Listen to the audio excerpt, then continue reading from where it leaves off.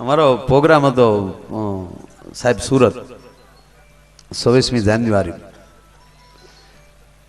મોદી સાહેબ આવવાના હતા એટલે તારીખ લીધી ત્યારે એ લોકોએ મને કીધું મને કે આજે કેમ મેં પૂછ્યું આ ભાઈઓને પૂછ્યું મેં કીધું કોણ સાંભળવા કોણ આવવાનું એટલે મુખ્ય મહેમાનોમાં કોણ છે એમ તો પૂછવું જ પડે ને અને હારા માણસ સાંભળવા આવતા એટલે આપણને મોજ આવે અત્યારે તમને કપડાં મૂકવા માટે બેગું છે કબાટ છે એના ઠેકાણા છે પૈસા મૂકવા માટે બેંકમાં લોકર છે અને ઘરે તિજોરીઓ છે એ પૈસા મૂકવાના ઠેકાણા છે પણ આજ અમારી વાતું મૂકવાના ઠેકાણા આવા ક્યાંક ક્યાંક મળે છે એટલે અમને મજા આવે છે નહીંતર વાતું મૂકવાના ક્યાં ઠેકાણા છે સારી વાત કરો તો તરત પણ પૂરું કર્યું ભાઈ ભક્તિનો દીકરો થઈ ગયા તો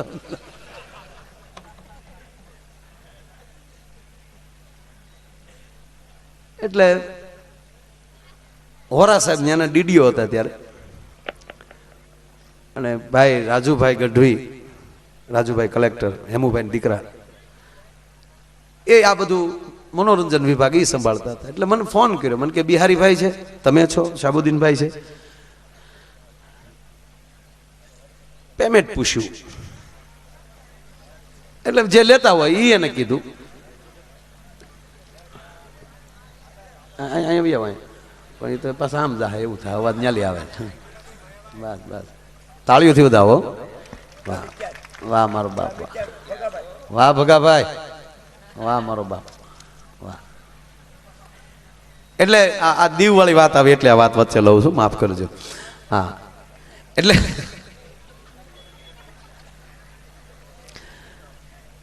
મને વાત કરી એટલે મને કે મોદી સાહેબ હાજર રહેવાના છે 25 તારીખનો રાતનો પ્રોગ્રામ 26મી જાન્યુઆરીની પૂર્વ સંધ્યાએ દિવસે મને કે સવારમાં અહીંયા રાષ્ટ્રધ્વજ ફરકાવાના છે અને એનો પ્રોગ્રામ છે અને ઓલા પુલનું ઉદ્ઘાટન સારું અમે પ્રોગ્રામમાં ગયા તો એ નહીં આખું મંત્રીમંડળ ખરું એટલે મેં ઓલાને પૂછ્યું મેં તમે કહેતા હતા એટલે મેં 20,000 ઓછા કર્યા હવે તમારે 20,000 પૂરા કરવા પડશે નહીંતર હું સ્ટેજ ઉપર નહીં જાઉં એટલે એ પાછું ફાઇનલ થયું 20,000 એટલું કીધે વધતા હોય તો આપણા બાપનું હું જાય એમ અને એ બધાને ક્યાં ઓછી ગ્રાન્ટો આવે છે ફાઇનલ કર્યું પછી મને કે પણ સીડી કે સાહેબ પાસે સાંભળશે એટલે એને એમ ઉપરથી એમ કે સાંભળવાના એટલે બોલવામાં હવે હું એક તો શેષ નારાયણના પેટનો પણ મારી પૂંછડી પર પગ દેવાય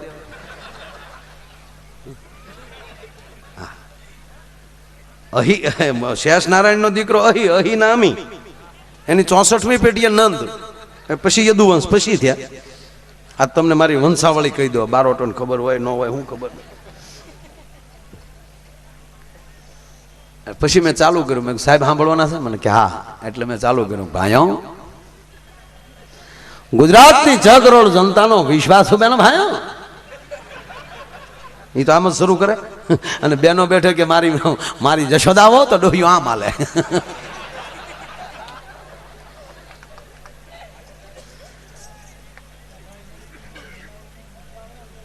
ગુજરાત ગુજરાત છે બેનો ભાઈઓ ગાંધીની ગુજરાત છે બેનો ભાઈઓ સરદાર વલ્લભભાઈ પટેલની ગુજરાત છે બેનો ભાઈઓ દ્વારકાધીશની ગુજરાત છે બેનો ભાઈઓ સોમયાનાથની આ ગુજરાત છે બેનો ભાઈઓ ગુજરાતમાં દારૂબંધી છે બેનો ભાઈ પણ 11 વર્ષથી ગાંધીનગરની ખુરશીમાં બેઠો છો ગુજરાતમાં ક્યાંથી દારૂ ઘૂસી જાય હજી સુધી મને ખબર નથી બેનો ભાઈ ગાજો સંભળાવજો મેં કીધું આજે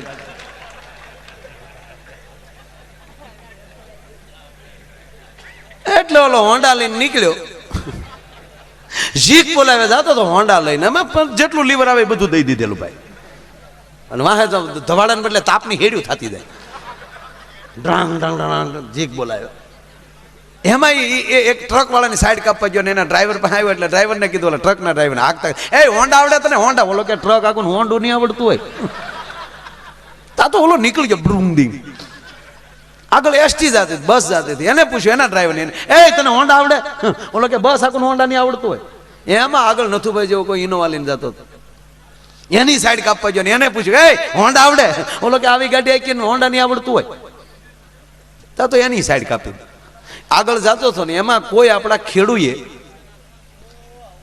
ભાઈ હવે તમે હલન ચલન પ્લીઝ મને આખું તૂટી જાય મારે હું કઈ બોલો અવાજ ન કરો યાર વાતું ન કરો કમસે કમ સાંભળો ને મને એમ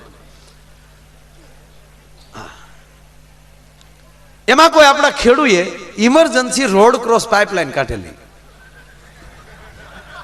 અને ધૂળનો તાજો માથે આમ પાળો કરેલો. ઈ હોન્ડાએ લઈ લીધો.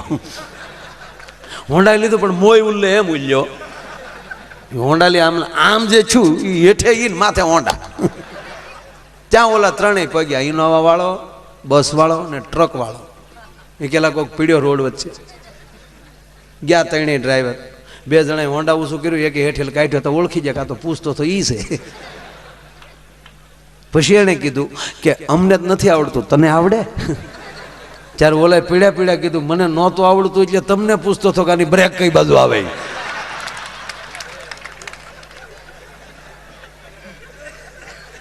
આમાં એવું છે, કોઈ પણ વસ્તુ, કોઈ પણ જીવનમાં જે માણસ એની રીતે એના પોતાને કંટ્રોલની ખબર પડે ત્યારે જ એ માણસ એ ગમે એટલી ગતિ કરી શકે. અને હકીકત એ છે કે માણસ ગમે એ પ્રવૃત્તિમાં હોવો જોઈએ. તમે એવી પ્રવૃત્તિમાં રહ્યો ને જેથી કરીને તમને ખરાબ વિચાર કરવાનો ટાઈમ ન મળવો જોઈએ. આ બધું ઊભું તો કોણ કરે? હાવ નવરી બજારું છે એ જ ને. અત્યારે ઘણા બીડીઓ ટેકાઈ ટેકાઈને આમ મૂંઝાણા. એ કે સોનિયા બેન મૂંઝાણા બહુ, તો તમે જાઓ બે જણા અહીંયા.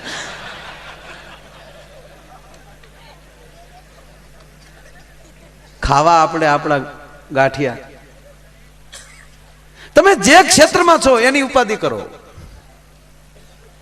અને જે માણસ જેના વિષય ઉપર દોડ્યો જાય એને કોઈ દી વાંધો ન આવે. એનો ટ્રેક ન મુકાવવો જોઈએ. અને જે પોતપોતાના ટ્રેકમાં જ્યારે આ દેશને જ્યારે આઝાદી મળી અને આપણા પ્રથમ રાષ્ટ્રપતિ ડોક્ટર રાજેન્દ્ર પ્રસાદ, એક સંત એમના જેને ગુરુ માનતા હતા, એનું નામ ભૂલી ગયો, પોતે સુરદાસ હતા, પ્રજ્ઞાચક્ષુ હતા. એની પાસે જઈને એક જ વાત એને કરી કે ગુરુજી રાસ્તા ભી સાફ है, मंजिल भी दिखाई रही है, लेकिन चलने को जी नहीं करता, तो क्या करे? ત્યારે એને જવાબ આપ્યો છે એના ગુરુએ કે રસ્તા ભી સાફ હો, મંजिल भी दिखाई रही हो, लेकिन दर्द होना चाहिए, दर्द होगा तो मंजिल आप आ जाओगे आपके आप. જે બાબત હોવાનું તમને અંદરની વેદના હોવી જોઈએ. ખટારા વાહે લખી નાખો મેરા ભારત મહાન એટલે મહાન થઈ ગયા. એક ખટારો પડ્યો હતો ને એની વાહે બીજું ટ્રક આવ્યું ભૂડું દઈને. તા તો આગલો ડ્રાઈવર ટોમી લઈને ઉતર્યો. એ તે અન્ના હાડ તો ત્યાં દઈ. એ તો લુંગી જ પહેરેલી હોય ને જેમ ખીજાય એમ તમને કહું. અને પાછા કલર જાય તો પૈસા પાછા એવા. ખીજાણો એટલું બધું ભારતો નથી. આ ટ્રક મારો પડ્યો હતું એટલે ઓલા આપણો ટ્રક આઈનો જે હતો ને આપણો આઈનો ખાઈણમાં બેલા ભરી નીકળેલો રામભાઈ ની ખાઈણમાં. એને ઓલાને કીધું તારી ગાડી વાંચે હું લખ્યું? તેની ગાડી માં લખ્યું હતું સાવન કો આને દો. એ કે હવે મારા ટ્રક માં જોયા તો એની માં લખ્યું હતું આયા સાવન ઝૂમ કે. તું નો તું લખન આવી તા ના પાડો છો.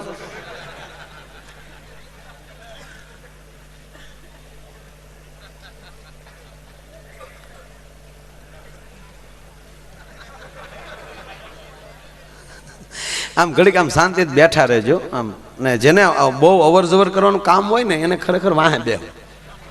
એટલે પરબારા નંદભાઈ હાલ્યા કરે. એક તો આગળ બેહવું ને હેખે રહેવું નથી એવું થાય.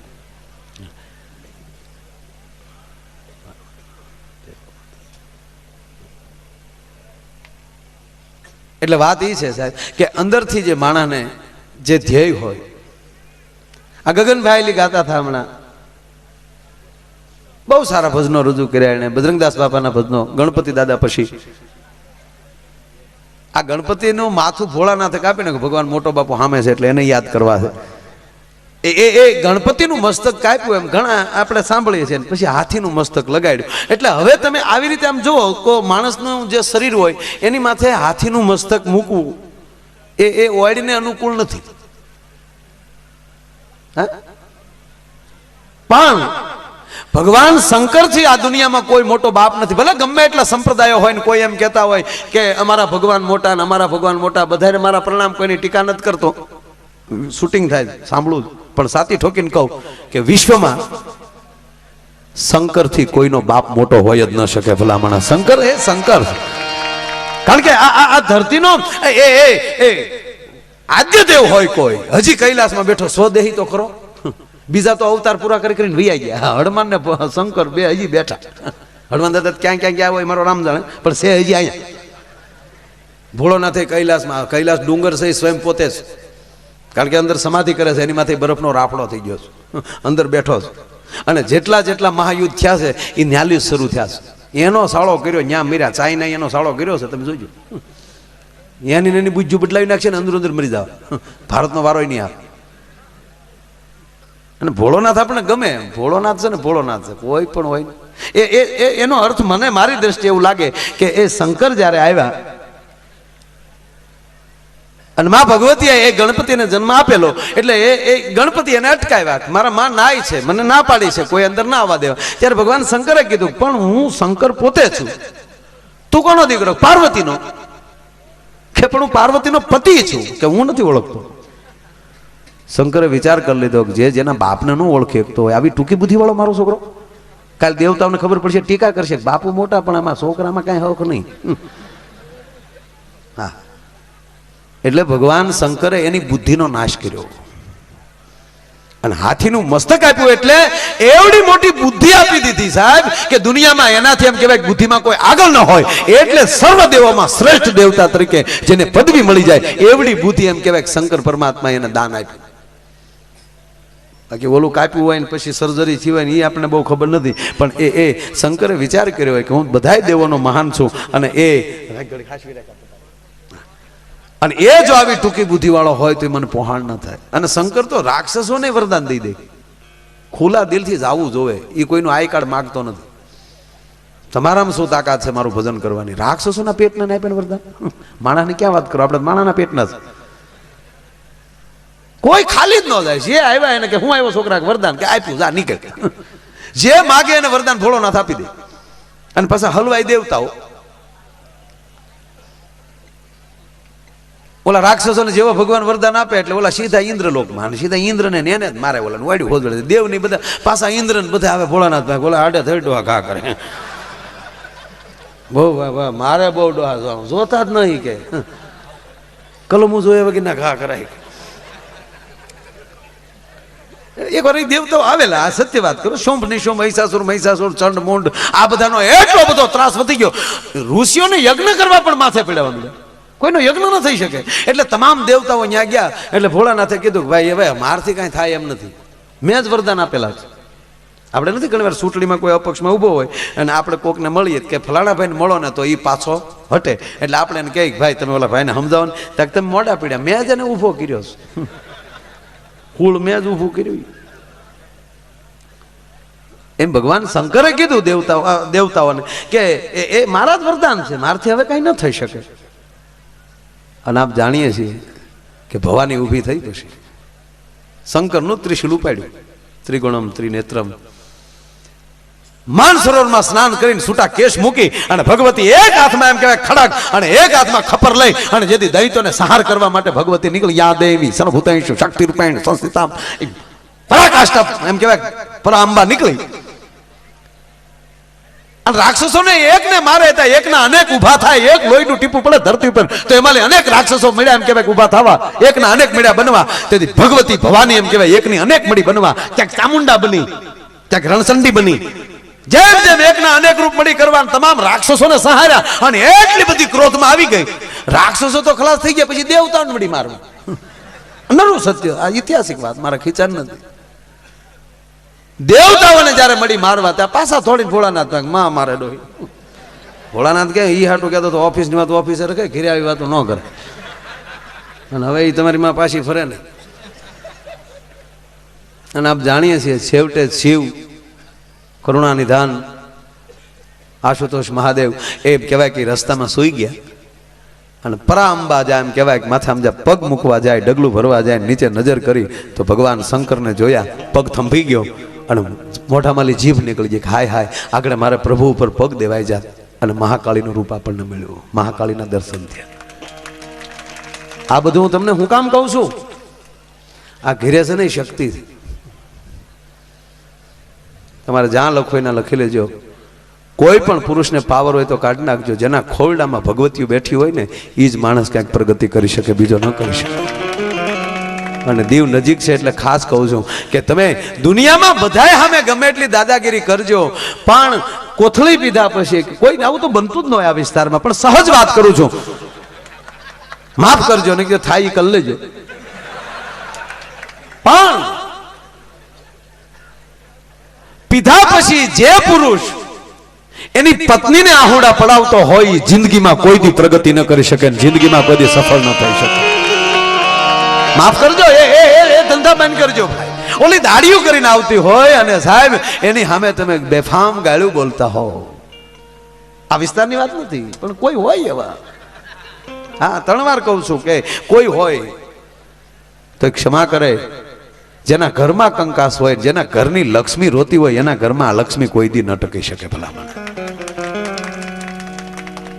અહીંયા ભોળિયો નાથ છે, અહીંયા બજરંગદાસ બાવળિયો. એ દી હાથમે કાંઈ નહીં તો ખાલી 1 કલાક તો આ મંદિરે આવજો મારા બાપ. તમારા દારિદ્ર્યના જો ભૂકા નો કાઢ નાખતી ભોળિયો નાથ નો કહેવાય. ભલામણ તમે ખાલી એની સામે ખાલી બેસી જાઓ, માગતા નહીં કાંઈ, માગતા લાયકાત બનતા જાઓ, તમારી લાયકાત વધારતા જાઓ. માગ્યા નહીં મળે. તમારી પાસે ધીરતા કેટલી. તમારો છોકરો 4 ધોરણમાં પાસ થાય એટલે બાપને ખબર પડે જ કે આના 5મા ધોરણ હવે સોપડા લઈ દેવાય, પણ 12મા ના માગે જ ન આપે. તમારે ધોરણમાં પીડ્યું રહેવું, કોલેજના સોપડા જોતા. લોકેશ પોતાનું ધોરણ વધારશો એટલે ઓટોમેટિક. મેં 1200 માં શરૂ કર્યું, અત્યારે 1.5 લાખે ન પગ્યો. 1200 રૂપિયામાં એભલભાઈ. અને એને કર્યા છે પ્રોગ્રામ રામભાઈ ને પૂછો ને. ચાક ચાક તો સવારે પછી દાદા મને કે માયક ને વૈજ્ઞા ન હો ભાઈ, હું તો આવી ગયો કાકડા કઢી પીવાય ને એમાં હું ખૂબ પ્રોગ્રામ કર્યો. એનો અર્થ એ નથી કે મારામાં લાયકાત વધી ગઈ, પણ એ સમાજે સ્વીકાર્યો છે. આ મૂળ તો તમે જ છો ને બધા સાંભળવા. એટલું માણા થાય. હવે એક વાત થઈ જાય, ભાઈ ભાઈ લાવો એટલે માણા બહુ થાય, પબ્લિક ઓછું થાય. પેલા પબ્લિક બહુ થતું, માણા ઓછું થતું. માણામાં પબ્લિકમાં બહુ ફેર છે. આવી રીતે જ આ બધું બેઠું છે, આ બધું માણા શાંતિ તમે સાંભળો. આજે આમ તાચણી પડે તા સાહેબ અવાજ આવે, લહેર આવે બધા. એટલે જેનું અને શક્તિ, જો ભગવાન શંકરના ઘરમાં શક્તિ ન બેઠી હોત, પરાંબા ન બેઠી હોત, તો ભગવાન શંકર પણ શિવને શક્તિ ભેગા છે, એકલો ના હાલ. દાદા અત્યાર સુધીમાં કોઈ સંન્યાસીને ભગવાન મળ્યો એવા દાખલા નથી, સંસારીને જ મળ્યા છે. બે ભેગું. આ જલારામ બાપાને હાલો સાથી ઠોકીને કહું કે વીરબાઈ ન હોત તો આપણે જલારામ બાપાને યાદ ન કરતા હોત. અરે છોડો સાહેબ, દેવાજ બોદરના ઘરમાં હોનબાઈ આયરાણી ન હોત તો દેવાજ બોદરે ઇતિહાસ ન સર્જન કરી શક્યો હોત. એ તો ચિઠ્ઠી લખી નાખી હતી કે આવેલ માણસો સાથે જેને ઉછેરીને આપણે મોટો કરીએ છીએ આયરાણી, એ રા નવઘરને મોકલી દેજો. પણ નીચે લખ્યું હતું કે રાહ રાખતા વાત કરજો. અમલ તો આ દેશની સ્ત્રીને કરવાનો હતો. નગર આયરાણી કે એ તો લખી નાખે કે હું મારો દીકરો થોડી દઈ દઉં. અરે જૂનાનું જા જવું અહીંયા જાય બે ને આપણે શું લેના. ઇતિહાસ ન બન્યો હોત સાહેબ. ભગવાન કૃષ્ણની પાસે જો રાધા ના આવ્યા હોત તો કૃષ્ણ આધા હોત, અને ભગવાન રામચંદ્ર પાસે માં ભગવતી સીતા ના આવી હોત તો ઇતિહાસ ન બન્યો હોત. એમ કોઈ પણ સફળ પુરુષની પાછળ એક શક્તિનો હાથ હોય છે. અને લગભગ બેનો ભેગા થાય ત્યારે વાતો કરતી હોય, એ તો હું આવીને પછી તારા ભાઈનું બધું ઉપડ્યું. અને વાત એ હાશી ભાઈ. અને વાત બહુ 100% છે કે એ આવ્યા પછી જ બધું પાછે સડે લ્યો. શક્તિ વગર ખોટું છે. ભગવાન અમારો કવિ કાગ એમ કહેતા, શક્તિ વિનાનું હાવ ખોખું, કીધું જાગતી જોગ માયા. આ શરીરમાં શક્તિ હોય તો માણસ બોલી શકે, તો ચાલી શકે. શક્તિ જ ન હોય પીડે કોથળા પડે. હમણાં નથી ભાવતું જાને. ઠીક છે, ડોક્ટર એમ કહેતા શક્તિના બાટલા સડાવ્યા, બાટલામાં શક્તિ ન હોય, એ તો આશ્વાસન. બાકી બાટલામાં શક્તિ હોય ભાઈ તો એ પ્લાસ્ટિકમાં રહે. નશુના હાથમાં બાટલો રહે, 20 જણા પકડી ન ઘટી જાય, શક્તિનો બાટલો થાય લગાડી દે. એ રેઠો લટકે. અને બહુ આમ દવાખાને તમે જો ને ત્યારે બધી વાતો થતી. 2 જગ્યાએ બહુ સારી વાત થાય, એક મહાણે ને એક દવાખાના. તમારે સત્સંગ કરવો હોય ને તો કાં કોક ને અરે કોક ગુજરી ગયો હોય તો ત્યાં ડાઘુમાં જવું, ત્યાં જે ગણ્યાની વાતો થતી બીડીઓ ટેકા. અને દવાખાને એ જ વાત. અમથા આટો મારીએ ને તો દવાખાને જાય તો એ જ હાલતો, ભગવાનની દયા થઈ તે પાછા ફેર્યા. 2 જ જગ્યાએ સારી વાત સાંભળવા મળે. શું કામ? ન્યા માણસને કઈક તકલીફ પડે છે. જો કે હવે તો મહાણે અમુક હખના નથી રહેતા, ન્યાય બીડીયું ટેકાવે, બાકા ન હોય તો મરી ગયો હોય બળતો હોય ન્યાલી ડીંડલું લે.